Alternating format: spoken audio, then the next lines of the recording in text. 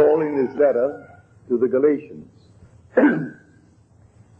said, I see that you observe days and months and seasons and years. I am afraid I have labored over you in vain. Now here we are, this crowded week of observing these different days. And this is the season. And naturally it's the year. What did Paul give to the world? What he gave to the world is this, that the Spirit of God and the human imagination are one. He said, we did not receive the spirit of the world, but the Spirit which is from God, that we may understand the gifts bestowed upon us by God. Here is the one that became the many, that the many may become the one. For one must be all, and comprehend within itself all things, both small and great. Everything in the world, all that I behold, though it appears without, it is within, in my imagination, of which this world of mortality is but a shadow. So when we are told, if I be lifted up, I will lift all men and draw all men unto me. Now we are told he is lifted up. Therefore all men are already redeemed. But they have to experience it within themselves. They are already redeemed. But in this world of mortality, this must be now, I would say, repeated within the individual. For he must contain and experience all within himself.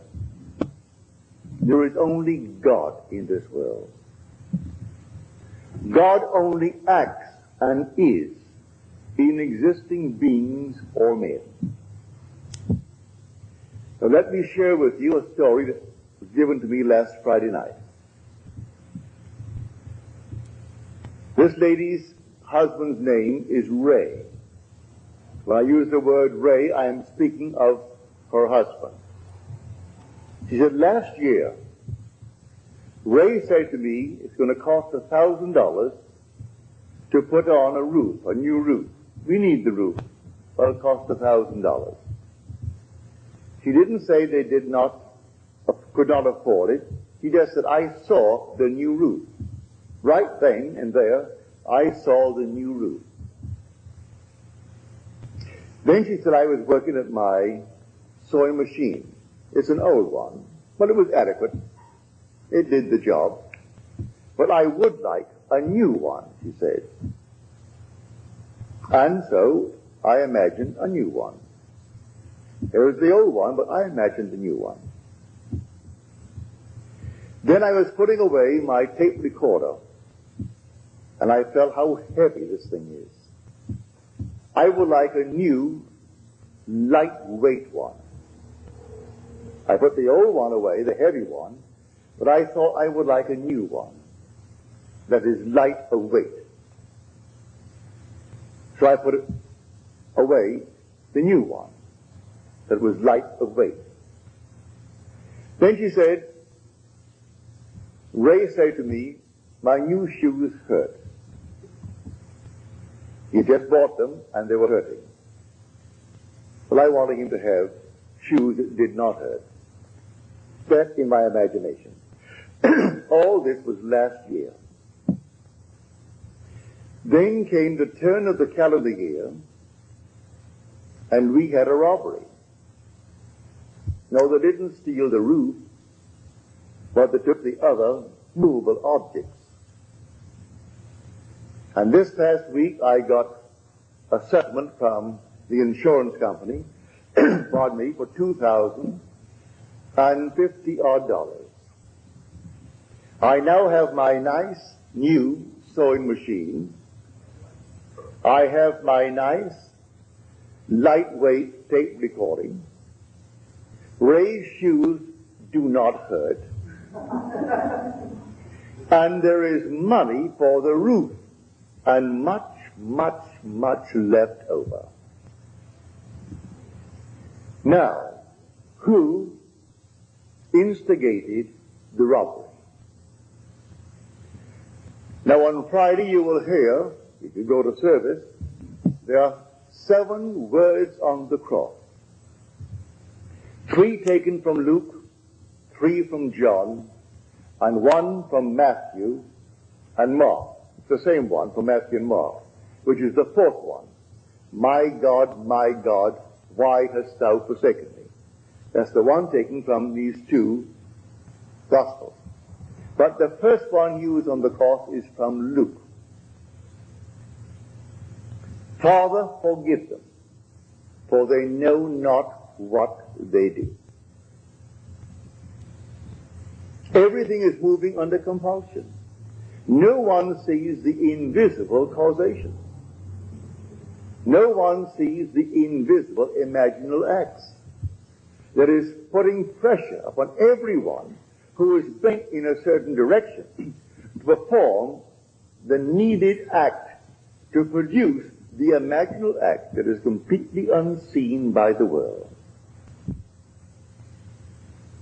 Here, every natural act, natural effect, has a spiritual cause, and not a natural. A natural cause only seems. It is a delusion of the fading vegetable memory. Now, in her letter to me, she said, these things I remember. They were all last year, but I remember them. In her case, she is blessed that she could remember when Ray said to her, it's going to cost $1,000 to put on the new roof, and I saw the new roof. Even though at the moment, maybe, we thought we could not now afford the new roof. When I used my sewing machine, it was adequate, it was good, it did the job, but I would like a new one, and I saw a new one.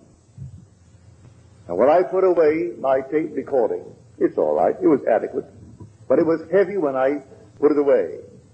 I thought, I've seen all these nice, new, lightweight ones, and I would like a nice, lightweight one, good one. Now she said, I have all of them.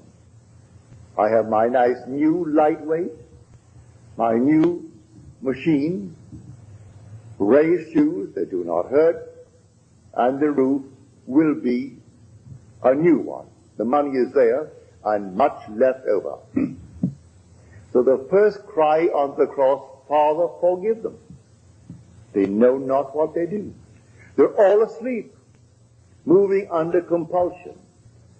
And men and women, unwittingly, most of them, some wittingly, are setting the whole thing in motion. And they're simply moved. So someone given to the feeling of getting something for nothing, so he takes the tape recorder. If he sells it for anything, that's profit. It costs him nothing. No matter what it cost her, whatever he could get for it, that was sheer profit. If he goes out and finds something that he stole for $100, and he could move it quickly for $15, and one gets a bargain, he made $15. It cost him nothing. His investment was nothing. And there are those in the world who think that way. They're all passing through the furnaces. So the first word on the cross, a word on the cross does not mean a single word. It's a completed thought. So the shortest word is, I thirst. But there are 2 words. Then the next one from John is, it is finished. There are 3 words. All right. Still, it is 1 word when you take the 7 words. So the first word is from Luke. Father, forgive them, they know not what they do. And then comes Luke's second, then comes John's first, then comes Matthew and Mark, and then comes two from John, and then Luke completes it. Father, into thy hands I commit my spirit. But when he said, and this little punctuation mark has been pushed around in the second word on the cross, which is from Luke, and the thief turns to him and asks him to have mercy on him. And he said, behold, I say unto you, today thou shalt be with me in paradise. Well, you could alter the punctuation mark and put the comma after today. But no, leave it just as it is. Behold, I say unto you, today thou shalt be with me in paradise. This is now resurrection. And when I am lifted up, I will draw all men unto me. For all things are in my own wonderful human imagination. And I am all imagination. So when I am lifted up, I draw all. At the very moment, I draw them all with me. But they individually must have the experience that I have had. But they are already redeemed because I took them up with me. Because all things exist in the human imagination. And anyone who is resurrected, well, he can't be resurrected and leave behind him any part of himself. So the whole vast world is raised up with him. I am telling from experience, the heavenly chorus sing when this thing took place. They sing the fall, actual fall into division, and the resurrection into unity. They sing it out. And then the regeneration through resurrection from the dead. They actually sing it out. And the words, it is finished, I heard it, but I didn't sing it. The heavenly chorus sang it. When I walked by and everyone was made perfect as I was perfect. And then at the very end, the chorus sang out, it is finished. That was the sixth word on the cross. And the last one is when this garment comes off. And that is the 31st Psalm, the 5th verse. Into thy hands I commit my spirit. Complete the verse. Thou hast redeemed me, O Lord, faithful God. That was the promise of the beginning. I would fall into division and become fragmented, dwelling in all, that not a thing in this world could be apart from me. Because how could I be apart from something that I'm going to influence? Because all things by a law divine in one another's being mingled. If I'm not penetrating you now, I couldn't see you. You couldn't hear me if I did not penetrate you and you penetrate me. So all things by a law divine in one another's being mingled. So when I am lifted up, I take with me my entire universe, my whole vast world, knowing that every one that is now shadowed in that world will have a repetition of the same experiences. For one fell into division, and then resurrected into unity, bringing all back together into the one. So in her case, I can't tell you how thankful I am that she shared it with me. That she could now actually feel that the robbery, which seemed at the moment of a shock, she lost the tape recorder, she lost this, all the movable objects. And then came the settlement from the insurance company for $2,050 odd, which replaced these with the new ones, all the light ones, and enough to put on the roof. and then still left over. So, Father, forgive them. Yes, the thieves of thieves. It's yourself pushed out anyway. Here someone is tonight accused for stealing maybe what? A little cup or a saucer. And yet the bank where I bank, the United California Bank, they're still looking for the internal thieves who stole $50 million last year from their subsidiary in Basel, in Switzerland. $50 million. And they know it all is on the inside. It can only be on the inside by trusted employees. They think they can bring it down to six trusted employees. They can't quite put their fingers on it because in Switzerland there are all these strange hidden accounts. But they are missing $50 million. So someone goes into the bank and holds it up and gets $1,000, and we balloon the whole thing. The other thing is hush-hush. Here is a bank in Illinois a few months ago, close to $7 million, and they still can't quite put their finger on how it happened on the inside. No one came in and robbed them. And we speak of the little shoplifting on the outside. And the poor little girl goes off to jail, or the little boy goes off to jail. I'm not condoning it. If you could stop the investment from the inside, your dividends would jump from its present little 3% or 4% to 20%. If you could only stop it from the inside. All things happen, really, in the true sense of the word, from the inside. So that every so-called act in the outer world that seems so, well, a cause in itself. May I tell you, every natural effect has a spiritual, imaginal cause, and not a natural. A natural cause only seems, it's a delusion of what? The fading memory. Man can't quite remember. Pardon me. Luckily, she remembered when Ray said we could use and need a new roof.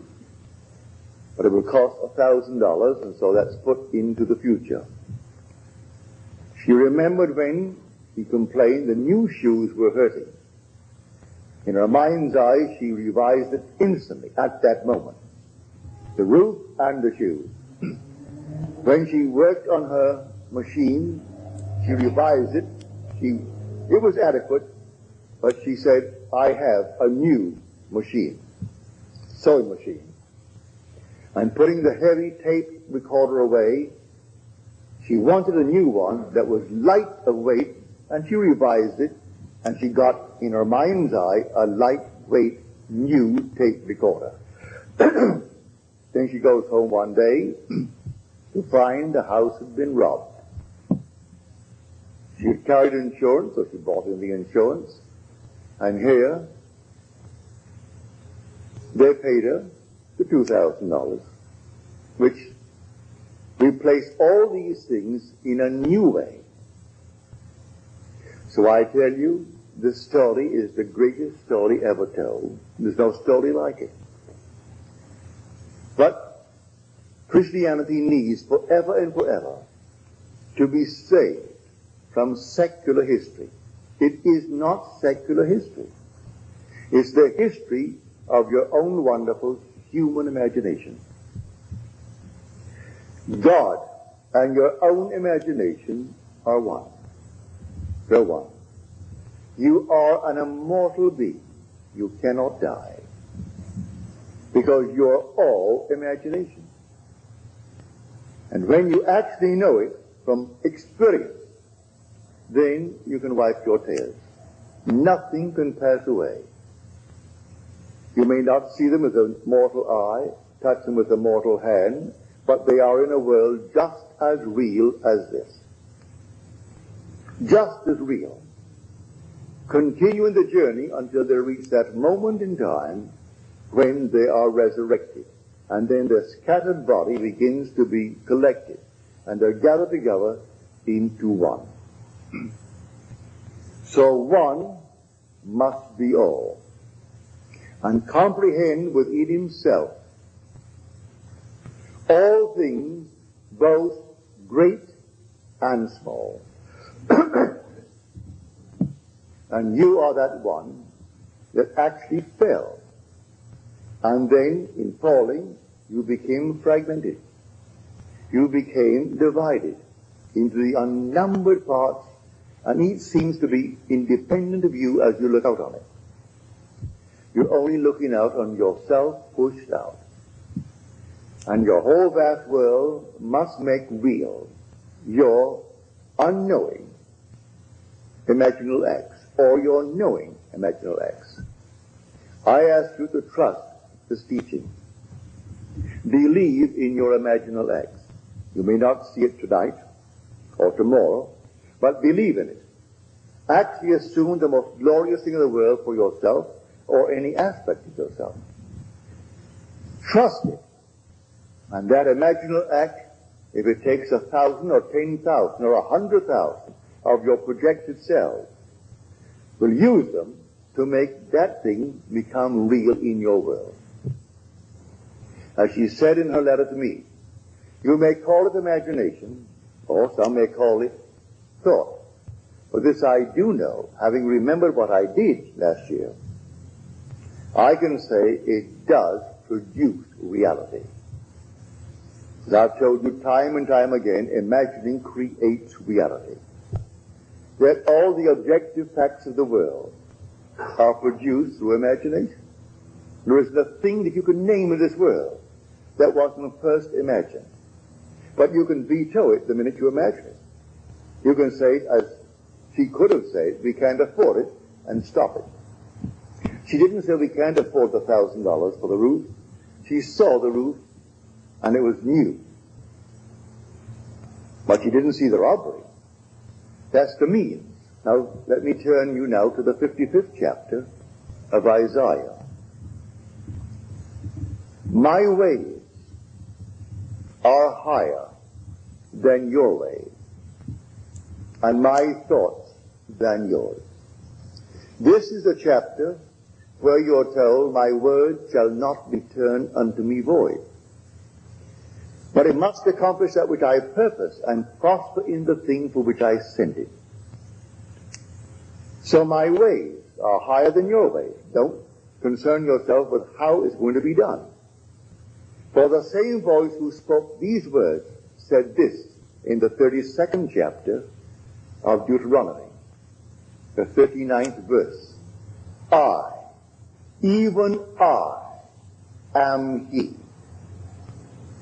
I kill, I make alive. I wound, I heal. I do all these things, and none can deliver out of my hand. He's playing all the parts. And if one is basically inclined to steal, he will use it to produce the necessary means to get the money to put on the roof. So she comes home, and there was a robbery. All the things have been replaced with new ones and better ones, as she desired them. At the moment, it seemed to be a shock, but she set the whole thing up in motion, for she's the one who spoke those words. I kill, and I make alive. I wound, and I heal.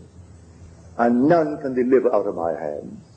For the Spirit of God and the human imagination are one. And there is nothing but God. All things were made by him, and without him was not anything made that was made. And so if all things are made by him, is there a thief in the world? He's playing that part.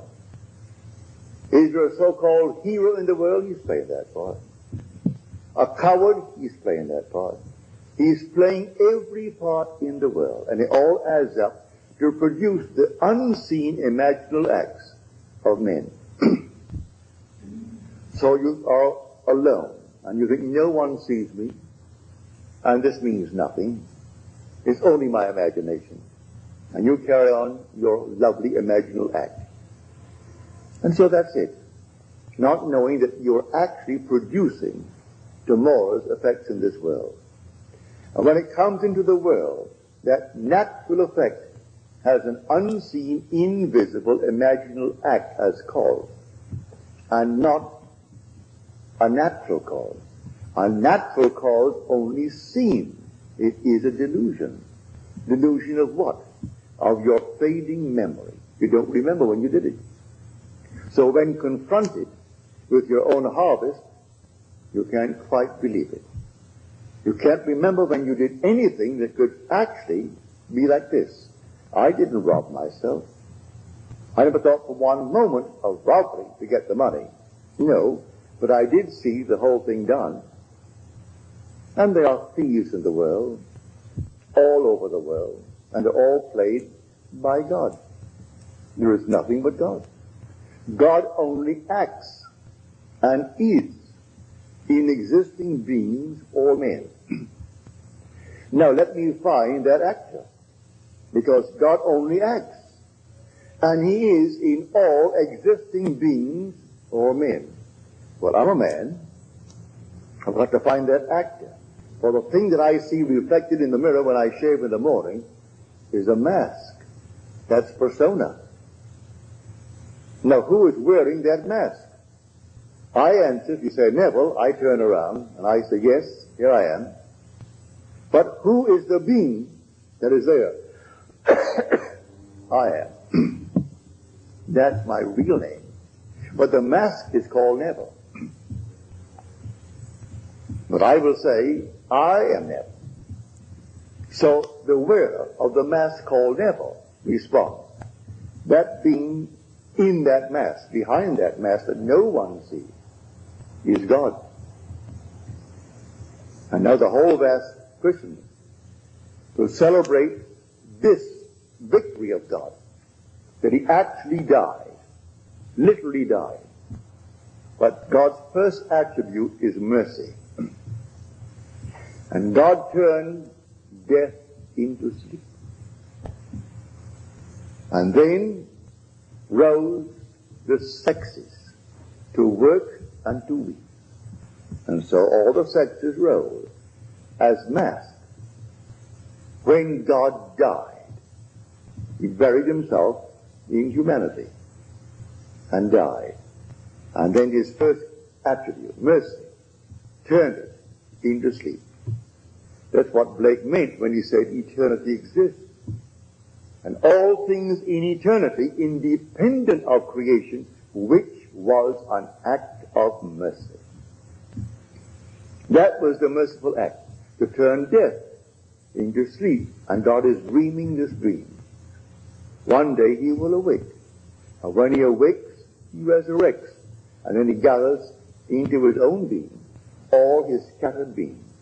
So all are gathered together. When I depart this time, may I tell you, I am taking everything in the universe with me. And when I am lifted up, I will raise all unto me.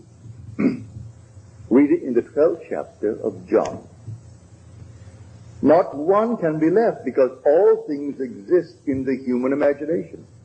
But it's not raised up until he who is scattered is awakened to unity.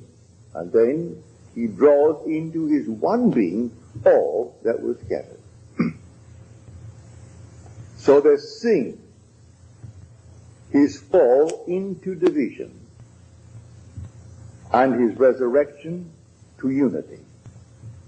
His fall into the generation of decay and death, and his regeneration into the generation or the resurrection from the dead. So when he actually is raised from the dead, he gathers all into his own being. And they're all with him. No matter where he goes, he has his whole vast world raised up, hasn't left one behind him. But everyone shattered in the world, will have a reproduction of that drama within themselves. So what is now being dramatized as a memorial this week, for this is really a memorial. This is simply a great memory, a remembrance of what God has already accomplished. And so they're perpetuating it through Good Friday, then comes the burial on Saturday, then comes the resurrection on Sunday. But the whole thing is done. It's all done. Only to be repeated in the individual, and then the individual, who is the semen scattered, becomes the unit, and he draws his vast world unto himself, and he is resurrected. So the one becomes the many, and then the many become the one.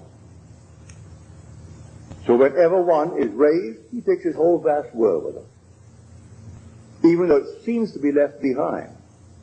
And every aspect that it seemingly is behind becomes the unit, and then it raises up. So one must be all. That is the story of the Christian mystery. One must be all. So the first cry on the cross, Father, forgive them. They know not what they do. And they do not know what they do. They go blindly on under compulsion, executing the unseen imaginal acts of humanity. And they move under compulsion. To pick this up, I told the story. I was severely criticized for it by a lady at a dinner party one night when Fred Bales, who is now gone from this world, and he gave a party at the Ambassador Hotel. And I had told this story about 2 weeks before, and one of his great, I would say, contributors, who would come and always write a huge big check at the end of a year or end of a month to keep that going. And she was most critical that night. As I said, I didn't feel well that night at all. And she said, you know, I can't quite understand how you could take the platform, an audience of 2,600, 1,000 who could not get in, they're all overflowing, at the Fox Wilshire, and tell what you told concerning your wife. That was my first wife. I told a simple story to explain that everything in this world must be forgiven. I don't care what it is. When I met the girl who now bears my name, who is the mother of my daughter, the very first moment I met her, I knew she is going to be my wife. She didn't know it, but I knew it. I said to myself, she doesn't know it, but she is going to be my wife. We sailed for Barbados 6 months later, and she met my mother, met my family, met them all. They all loved her. That was back in 1936. In New York City, because of some archaic law, it's now passed. You couldn't get a divorce unless she was insane for 7 years, or adultery, and that's all. The Orthodox Christian churches have sewed the whole thing up so that it made life miserable and made everything simply, well, a burden to all. But when I met her, I had just such an entangled background. And here's New York City, the most archaic city in the world concerning its laws. I went to bed and slept as though I were happily married to the girl who now bears my name. I did not have any physical emotion with her. Just she was sleeping there and I am here, and it's blissful. I did that for 1 solid week. Then comes a telephone call from the court one morning, telling me that I must come down to this federal court on Tuesday morning. Well, I was groggy. It was early in the morning. And in those days, I didn't rise as early as I do now. And so I just said, all right, and I hung up. after I hung up, I wondered, what on earth is all this nonsense? What have I done? I must be in court. I haven't received the summons. Not a thing. I must be in court. Well, on Tuesday morning that I'm supposed to be there, I made no effort to go there. And about 9:30, the phone rang. It's the court. And they say to me, you're supposed to be here in court this morning. You meet at 10. And I said, what on earth am I supposed to be in court for? They said, well, it happens that your wife is arrested. And we thought maybe you could throw some light on the reason for her arrest. That's why we're asked you to come down. Well, I wasn't shaved. I simply threw myself into the clothes and off I went to a taxi down to the court. And I got there just as they were bringing her in. Man whispered into the three judges, one judge's ear, that I was in the audience. The judge asked me to take you don't have to swear, but will you please take the stand and throw some light on the behavior of your wife? She tells me you've been separated now for almost 14 years. I said, yes. Is it a religious reason why you've been separated? I said, no, none whatsoever. We knew we were wrong the very first day we got married. We knew it was completely a failure. Well, right away. Then he read the case. She was picked up for shoplifting. They went to her home and found other things in her home. I said, what do you say for this? I said, as far as I'm concerned, I don't think that really she is a shoplifter. As far as I'm concerned, she just moved under compulsion. Taking into consideration her age, she's 8 years my senior, and she's passing through a certain emotional state. And do be lenient. We have a son, and he lives with me. And I don't want anything to happen to his mother that would cast any shadow on his life. He is a wonderful boy. He is in my charge by law. He is in my home, lives with me, and I don't want anything to happen to her that in any way would reflect upon my son. The judge said, in all of my years on the bench, I have heard no plea by one for another who has every reason in this world to get her committed, because that in any other state would be enough for what he wanted to the divorce. And yet he pleads for her. He sentenced her to 6 months. And then on my plea, he suspended it.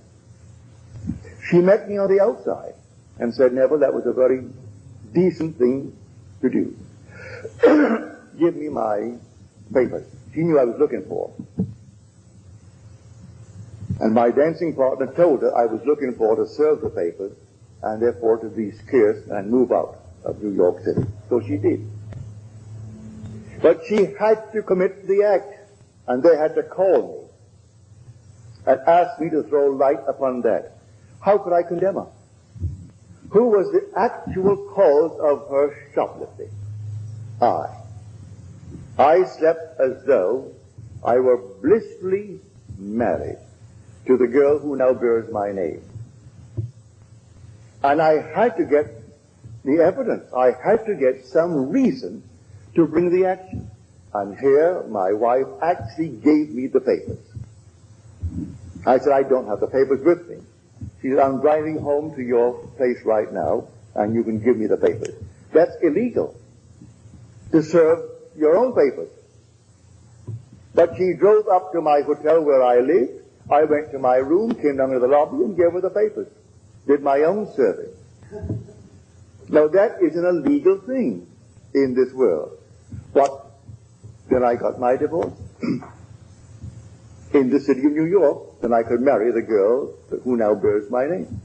And when I told that, I told it only to tell people of that one word, the first word on the cross, Father, forgive them, for they know not what they do. They're all moving under compulsion.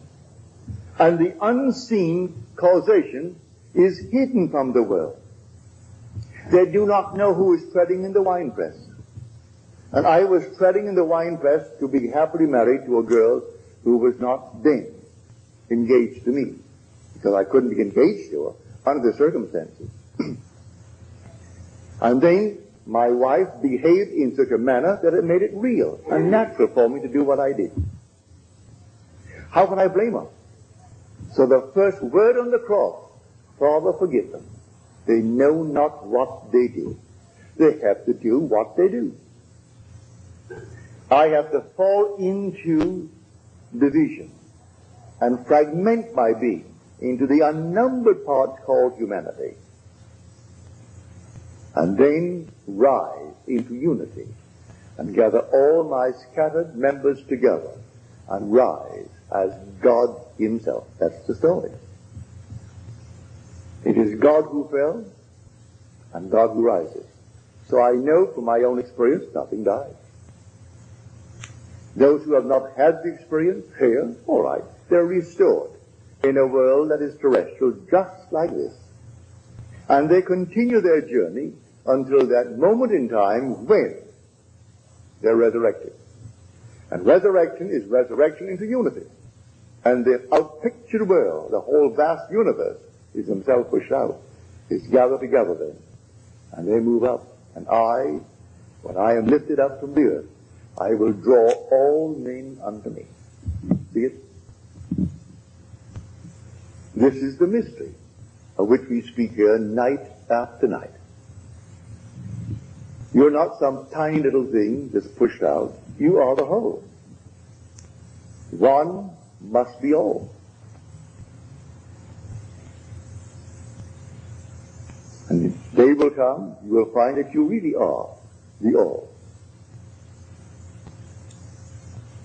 So not one person in the universe could be outside of you when you are resurrected. Because as you are raised up, you raise all living. And each will have the experience of being raised up, and all, eventually, will be the one. And in that day, there shall be one. His name one, as we are told in Zechariah. But Blake tells it so beautifully in his Dream of 9 Nights, called Valor, or the 4 Zoes. And then he tells a story of the falling into division. And when they're all gathered together, this one man they call Jesus. And they in him, and he in them, live in perfect harmony in Eden, the land of life. For you are the Lord Jesus Christ, whose resurrection they're going to celebrate this coming Sunday. Who tell that to the priest that's accepted? Tell that to any minister.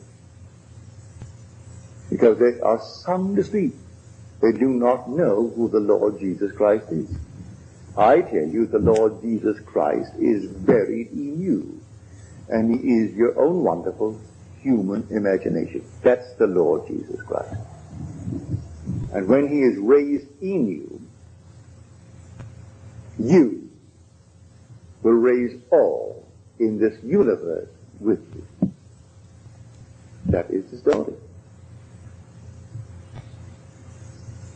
So I want to thank my friend for sharing with me her experience and being big enough to remember. If man could only remember the imaginal acts. She remembered when the roof needed repairs or a new one, and the cost was excessively high for them at the moment. She remembered her husband complaining about the pain the new shoes caused, the weight of the tape recorder, and then working on the machine, the sewing machine, and it was adequate, it was good, but she would like a new one. And then came out of the nowhere a robbery, and took all these movable objects. And then came the insurance that sent the check for $2,000 odd, that replaced all the movable objects and enough for the roof and much, much over. So she can actually say, forgive them, Father, those who took it. Did they not do her a favor? And yet they are thieves in their own eyes, and thieves in the eyes of society, and they are. But you know who played the part? God. And you know who actually made them do what they did? The lady who wrote me the letter. Now she knows the words in that 32nd chapter of Deuteronomy. I, even I, am he, and there is no God beside me. I kill, and I make alive. I wound, and I heal. And there is none that can deliver out of my hand. No matter what happens, if we only had the memory, we could trace it to a forgotten imaginal act on our part.